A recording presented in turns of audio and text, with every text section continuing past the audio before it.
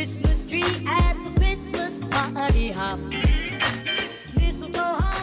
Hey guys, and welcome to Vlogmas Day 20. So as most of you know, I launched my shop yesterday, so I have been non-stop just filling orders, responding to client questions, and updating my social media to keep you all posted on the journey. I've also tried to get back to some of your comments, but as you know, that can be really tedious sometimes, so just know that I may be replying really late, but I see them and I appreciate it so much. So I know a lot of you have contacted me and let me know that you've placed an order, and I really appreciate it from the bottom of my heart. But for any of you that are new here, I really hope that you'll click the link below and check out my online shop. I'm really proud of the products that I've curated, and it seems like most of my current subbies are loving them too. So go ahead and check out Brooklyn Post, and hopefully you can find something that you love or something for a loved one. Now, when it comes to my current routine, I'm trying to get all of these orders out as soon as possible and trying to actually ship them faster than the expected turnaround time. So for this particular vlog, I want to keep things relaxing and chill, and so I'll just be playing you guys my nighttime routine and showing you a bit of my packing that I'll be doing with Dustin